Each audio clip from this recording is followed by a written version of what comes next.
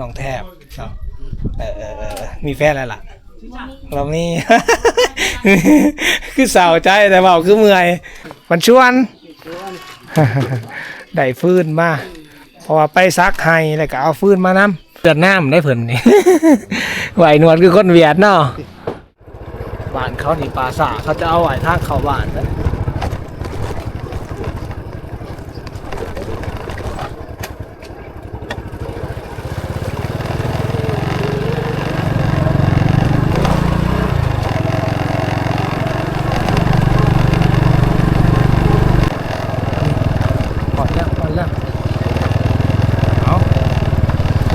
บ้าน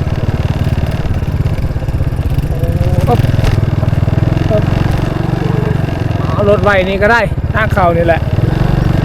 ทุกคนสิบตกมันชวนกำลังมาแต่ไห้เนาะแต่ดูการนี่พอดีมาแต่ซักเขาไห้นะเอาหญ้าสวนเอาหญ้าไห้ลูกสาวนี่น้อยนี่ก็ไปน้ำดีนี่คือเก่งแท้ฮะเจ้าคือเก่งแท้นังน้อยปลาได้อาจอยอีกพูนะปลา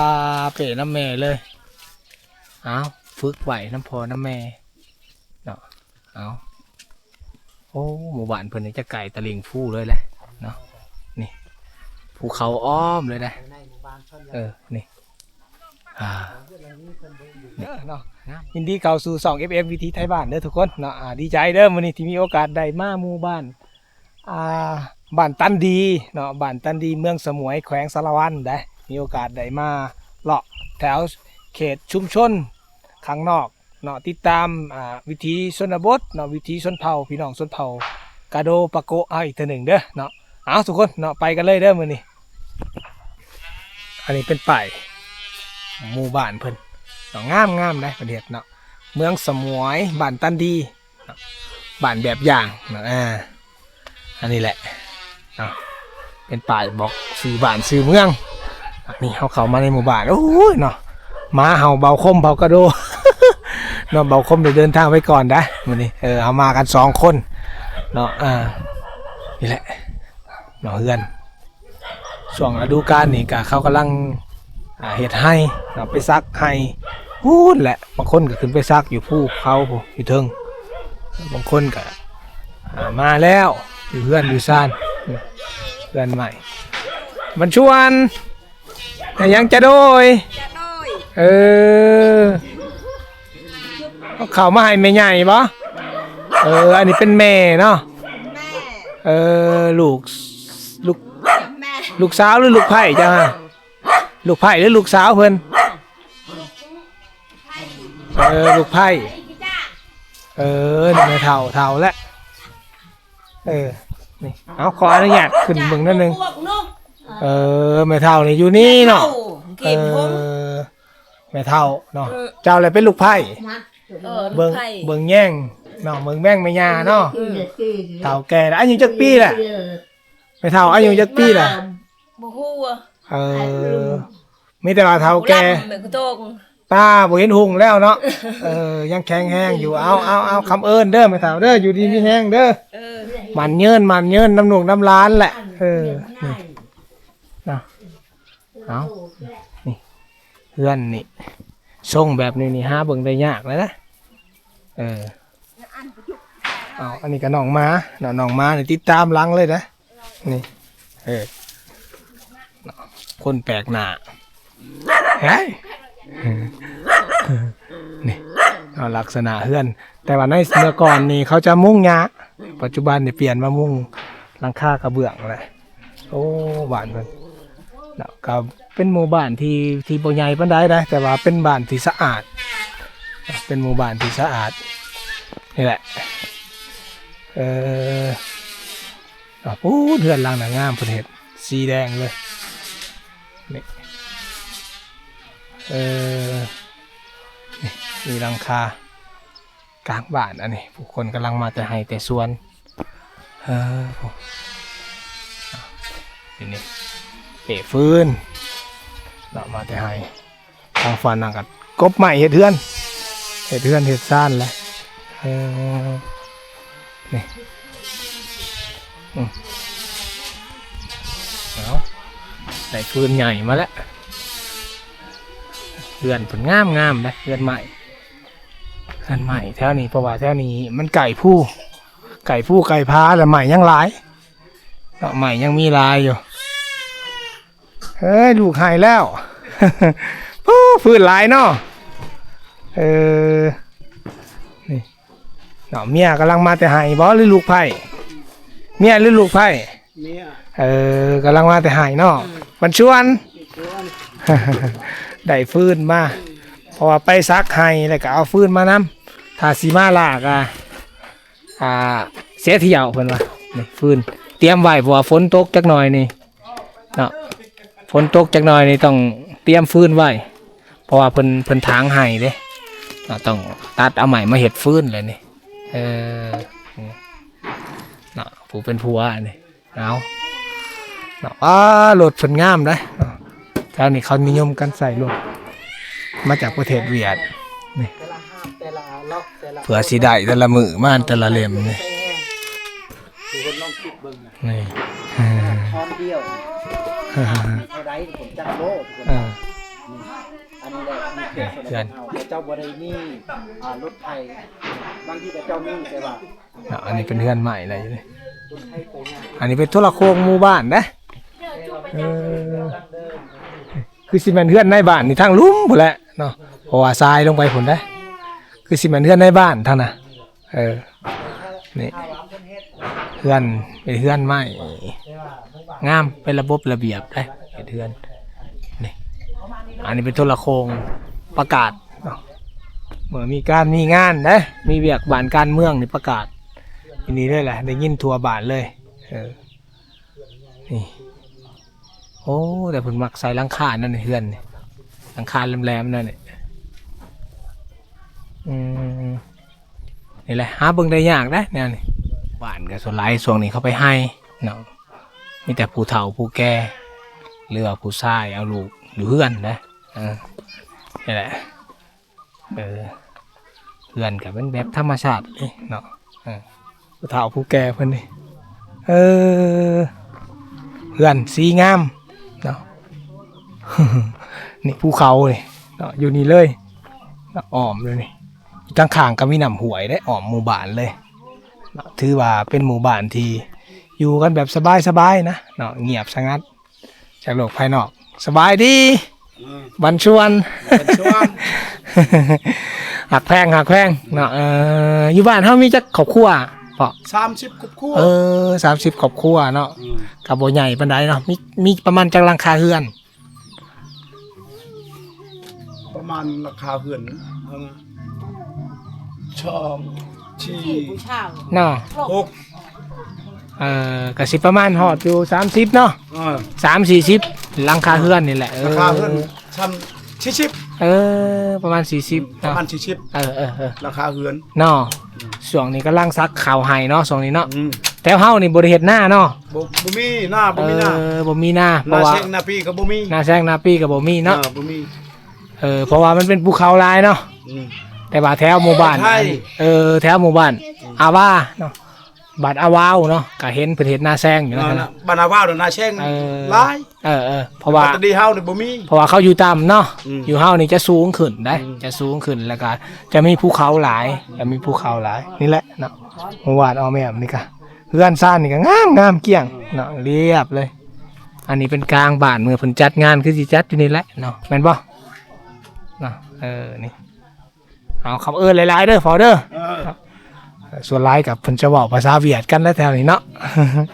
แต่เว้าเวียดนี่จะฮู้หลายกว่าเด้รถจักรงามเนาะรถนี่เนาะจะไปเวียดได้ใส่กระแจไว้ดีๆเนาะเพราะว่าย่านโจรต้องเก็บไว้รักษาดีๆเนาะรถเวียดเนาะนี่อยู่นี่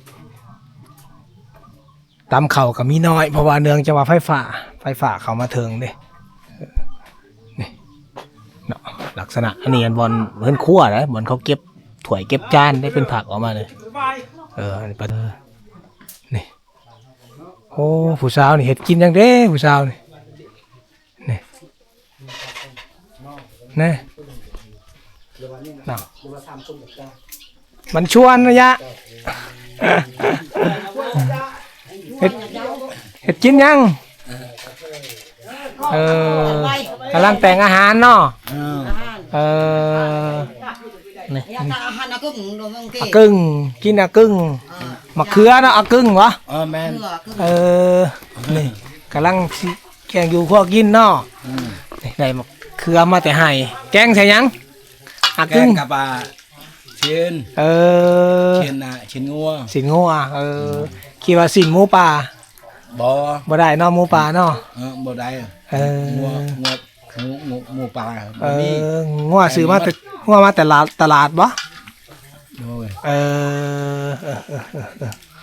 นี่ปลูกซาลี่เนาะปลูกซาลี่กินเองอยู่กันแบบสบายเนาะนี่ลูกสาวพักผ่อนอยู่ตารางกำลังมาแต่หายเนาะนี่แม่เพิ่นนี่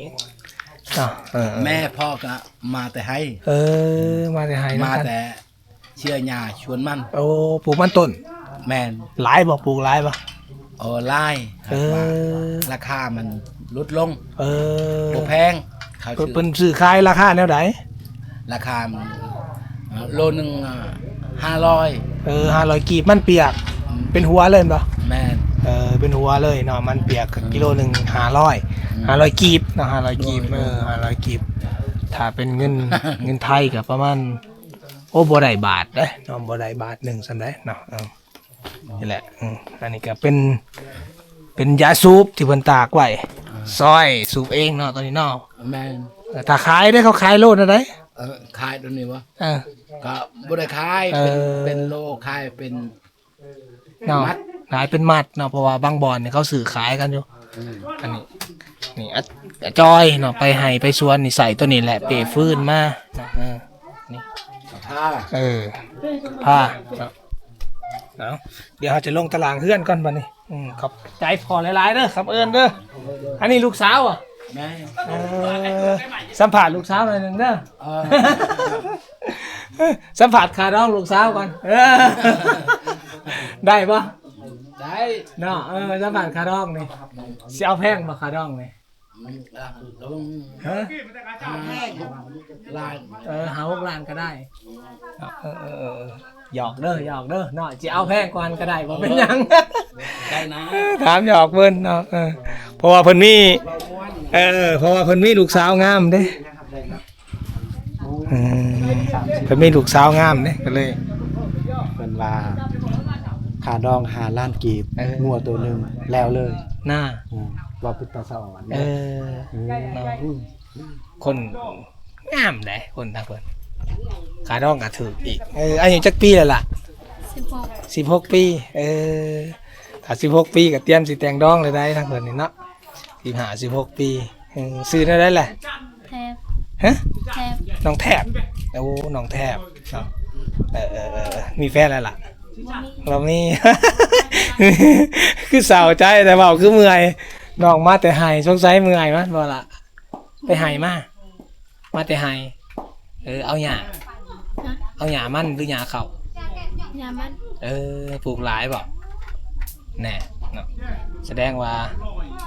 เนาะไอ้น้องได้ซะไปใช้ไปรับจ้างมีไอ้น้องกันจักคนอยู่เฮือนน่ะอ้ายทราบน้องเด้น้องจักคน7 7 คนเนาะน้องผู้ที่เท่าไหร่ล่ะ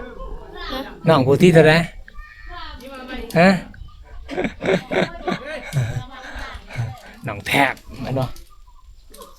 งามนะหากได้เพิ่นนี่เนาะขาดองนี่บ่เอาแพงก็ได้เพิ่นว่าแต่จริงใจเนาะล่ะเนาะนี่หมู่บ้านเพิ่นงามเลยนี่นั่งในเฮือนเพิ่นนี่แย่งวิวเลยเด้นี่บักคักเลยนี่เฮือนเพิ่นเนาะเป็นหลังคาแบบนี้เลยเป็นไม้แปะโอ้เนาะ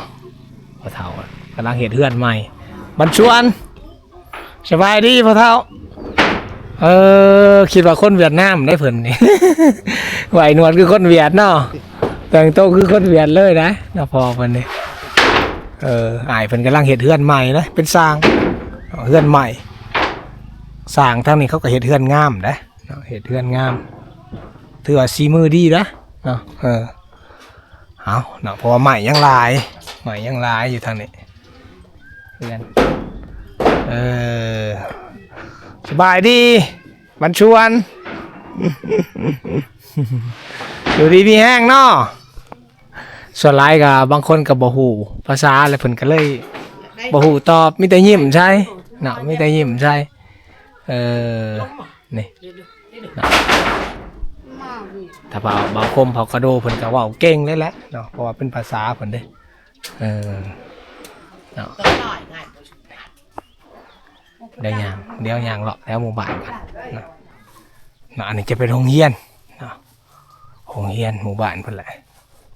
ก็อาจจะมีบ่หลายห้องแหละเนาะเพราะว่ามันบ้านบ่ใหญ่เด้บ้านบ่ใหญ่ก็อาจจะมีบ่หลายห้องเนาะนี่อันนี้เป็นหลังทางหลังบ้านนี่เราจะเห็นเฮือนแบบนี้เฮือนแบบดั้งเดิมนะเนาะของพี่น้องกระโดนี่แหละเขาก็เปลี่ยนและเมื่อก่อนนี่ก็มุ่งใบไม้มุ่งหญ้าหลายแหละแต่เขาเปลี่ยนมามุ่งกระเบื้องเลยกูมือนี่ตัวนี้เรือนใหม่เนาะ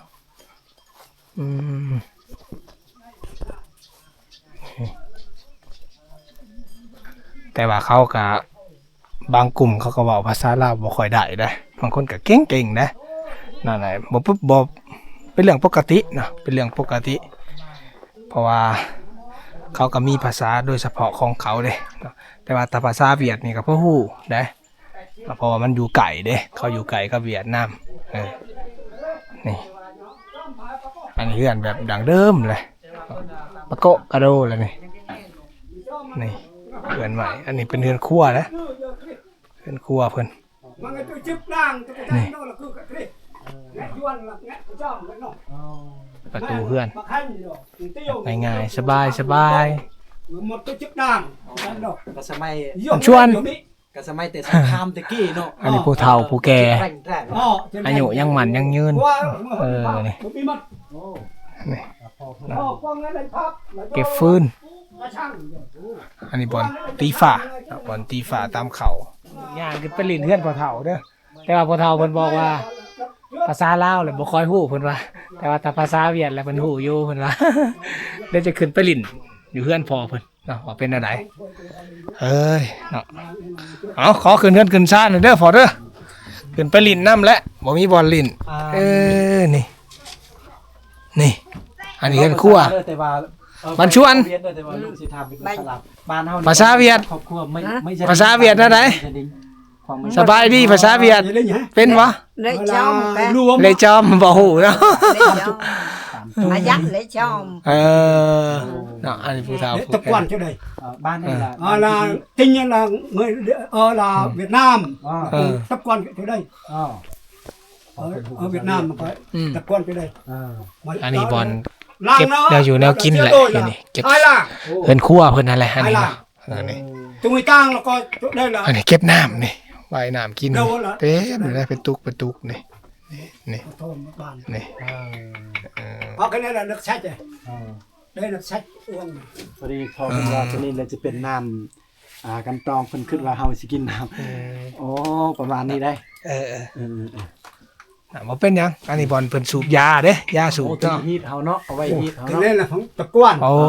พงตุก phóng tục วันเพิ่นฮีดเพิ่น đây là phóng tục เลี้ยงผีแล้วก็เพิ่นเลี้ยงไว้อยู่ไหนเลย cái Việt Nam là phải cung cái chỗ đây đó ยามมา đây là lấy còn người lấy là có cung cái chỗ đây đó ไปเลยได้เฮาได้ เนาะ đây là tiếng Việt đây แสดงว่าพ่อเพิ่นนี่ bây giờ là có hiện tại là cái chỗ đây là พ่อเพิ่น lâu rồi đây là lăng đó là ôi cha แสดงว่าพ่อนี่เป็นเจ้าฮีดเนาะ cái này là cây kìa แม่นบ่ cây cái chỗ đây nè แม่นแหละ เราเป็นเจ้าฮีดบ้านบ่ là lăng đây เป็นเจ้าฮีดเนาะพ่อนี่เนาะ เรียนบาเรียอ่ะ ได้สิเฮ็ดฮีดเฮ็ดคลองในชนเผ่าเฮาในหมู่บ้านเฮาแหละพ่อเนาะเป็นคนตัดสินใจแม่นบ่นี่เด้เนาะเวลาสิเฮ็ดบุญละปึ๊บบ่เนาะเรือบุญงะ อยู่บ้านเฮานี่แล้วเนาะบุญละปืนยังบ่เฮ็ดเทื่อ อัดเปิบเยอะเกินไปแล้วโย เลี้ยงผี เชื่อ นี่นะ เชื่อล่าม น้อย เชื่อ น้ ล่าม อยไปอย่างนี้ เชื่อล่ามเพราะว่า เราโรย เขาต้องเว้าเวียดได้เพราะว่าบางคำนี่พอเพิ่นเว้าลาวบ่เป็นนี่ เออ เขาก็ต้องได้ จุก แปลให้ เกลือ ซี เดี๋ยวบอกโลกเอาป่ะก็ อืม นี่ เปลือกเลย แต่ว่าพอเพิ่นเว้าภาษาลาวบ่ค่อยได้เนาะพ่อเนาะ สุกก็ แต่ว่าภาษาเวียด คำเล่าวเขา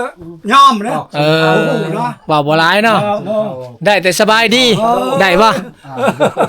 สินเจ้าไม้เงยนี่ฮู้เนาะ นั่นแหละปัตไต เออ ในเวียดนามนั่นแหละปัตไตก็เรียกว่าปัตไต บัดไตภาษาลาวน่ะจับ จ มื ง อ เล่นนะเป็นยา เออ แล้วปัตไต บัดไตนี่จับมือเนาะเออ นั่นได้ เออเอาขอบใจหลายๆเด้อคำเอิ้นเนาะ ค่อยกับภาษากะโดกับฮู้แต่คำเอิ้นนะต่างคนต่างบ่ฮู้กันเนาะเอา หายาก ไม่เงยดีเป็นไง หายเงย หายเงย ให้เงิน ยะเพิ่นถามว่ามานี่จักคน เออสองคน สองคนก็หายเงย เนาะสองคนนี่สุดยอด อันนี้เมียพ่อเฒ่า ขอบคุณขอบใจ ขอบคุณขอบใจเนาะ ใจหลายๆกำ ที่มีโอกาสมาหลินเทือนพ่อเฒ่าเพิ่นบ่ฮู้หมู่บ้านเพิ่นได้ธรรมชาติขนาดทุกคนเลย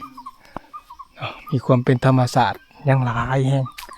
มีเสียงนกของแซวๆได้เงียบสงัด แบบสบายเลยนะเงียบสงัดดีอยู่แบบมีความสุขโหลดเนาะแบบวิถีชีวิตแบบแบบเรียบง่ายเนาะแบบเรียบง่ายสบายนี่แหละไปให้เนาะยังบ่มาแต่ให้เตือทุกคนเนาะภาพบรรยากาศอยู่ในหมู่บ้านจันดีกับบ่มีหลายเด้อเนาะเพราะว่าคนก็บ่ค่อยอยู่หลายเนาะเพื่อนก็มีประมาณนี่แหละเนาะอยู่ในหมู่บ้านนี่ก็มีประมาณคิดว่าประมาณ50ครอบครัวได้ที่อยู่นี่ในหมู่บ้านก็มีความเป็นกันเองเนาะมวลซื่นได้สบายอยู่แบบเรียบง่ายตัดขาดจากโลกภายนอกก็ว่าได้เผื่อสิออกไปเมืองนี่ไกลเติบได้ถ้าฤดูฝนนี่ออกบ่ได้ฤดูฝนนี่ออกได้แต่ว่าไปค่อนข้างยากในถ้าฤดูฝนเฮ็ดงามบ่ลิ้นเนี่ยเป็นช่วงแบบทางเวียดเลยเนาะทางเมืองเวียดแล้วเนี่ยเฮือนแนวนี่เนาะนี่แหละสิเป็นแบบนี้นะเนาะหลังคาเฮือนแหละถ้าเฮาอยากเห็นเฮือนแบบนี้เนาะก็ต้องมาพี่แหละมาทั้งสมวยเฮาแถวเขตชายแดนลาวเวียดนามเฮาพี่แหละเพราะว่าแถวเขตนี้ก็อยู่อ้อมแอมเลยอากาศก็ดีเฮือนซ่านบ้านช่องนี่สะอาดเดินเฮือนเดินซ่านนี่พ่อเฒ่าเอาลูกเอาหลานอยู่เฮือนลูกหลานแม่นี่มื้อนี้เฮาสิเอาสำนีก่อนเด้อทุกคนฝากไว้กับทุกคนเนาะขอบอกขอบใจทุกคนหลายๆที่มีโอกาสไปเบิ่งช่องของ FM วิถีไทยบ้านเด้อเนาะทุกคนแล้วก็ขอบใจเนาะที่ทุกคนก็ได้เบิ่งและก็ได้ติดตามเนาะ FM วิถีไทยบ้านตลอดมาเด้อเนาะขอบใจทุกๆคนหลายๆเนาะที่มีโอกาสได้เบิ่งเอามื้อนี้ก็ขอบ๊ายบายเด้อขอบใจหลายๆ